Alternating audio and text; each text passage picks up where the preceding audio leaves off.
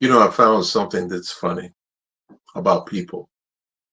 And when I say funny, I don't mean in a comical, ha ha kind of way, because I'm not a comic. I'm not trying to be a comedian. I mean in more of an interesting kind of way. That when you are successful, when you're winning, suddenly people want to attach themselves to your success.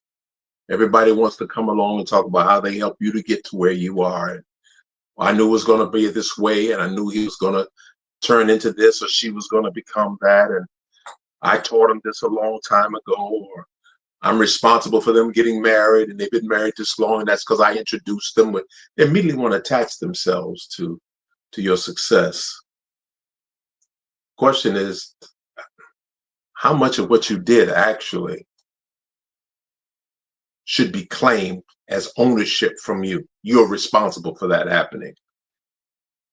Were you really the spark that made it happen? Were you a true supporter during that time? Or were you really a spectator while they were on that journey for success? Here's the quiet truth. You can't take credit for someone's victory unless you're willing to take responsibility for their failures.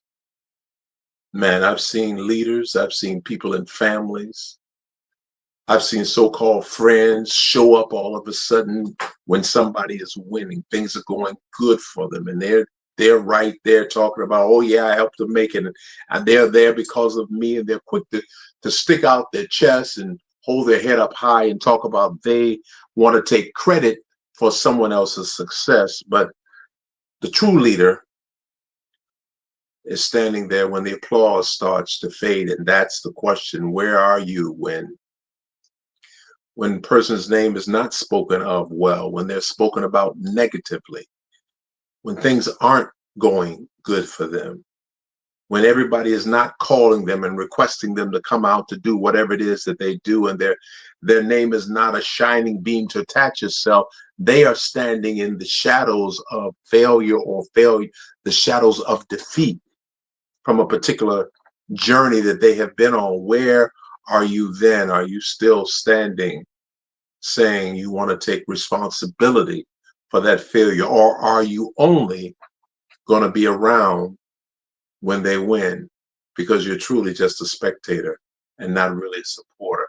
It's about us looking in the mirror. And what I'm talking about, I've had to look in the mirror at myself for this as well. Everything I share with you, I'm looking at myself as well.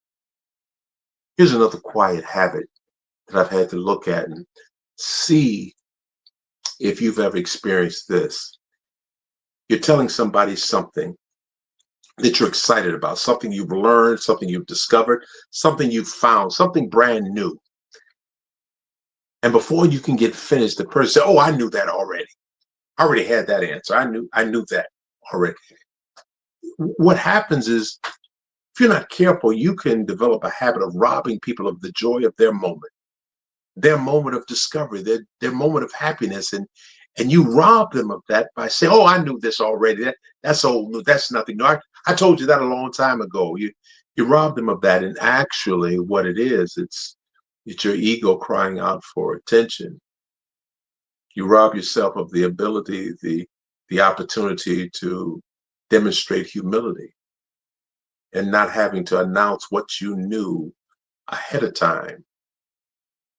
All of these are habits that if we're not careful, they'll sneak up on us, and we'll find ourselves practicing that. And this is something, doesn't matter if you're a leader of an organization, if you are in a family, because it could be family members, this could be people who you are friends with, who you consider your friends. If there's a way that we can be just a little bit better, and remember that we can't be running around taking credit for things unless we're willing to run as quickly around to take responsibility for their failures, because it causes us to look a certain way when we show up.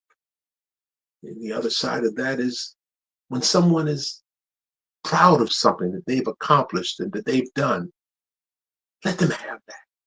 Try not to be so quick to say, oh, guess what? I did the same thing. I did that too. Or I knew about that. Or I'm aware of this and I knew this a long time ago. Let them have the moment. Doesn't take anything away from you. What it does is it exposes your need for attention. And maybe that's what needs to be addressed more than anything else. All of this is not going to apply to everybody. And like I've said before, if it doesn't apply, let it fly. I heard that. I like that expression, eat the meat, throw away the bone. If there's parts of this that make sense for you, makes you pause and think to, man, maybe I could be a little bit better in this area, man, hold on to it, do something with it, share it, embrace it. If it doesn't fit, let it go. Then this one wasn't for you. It's my hope that you're able to find something that can add a little bit more value to the presence of who you want to show up as a leader, a friend, or family member.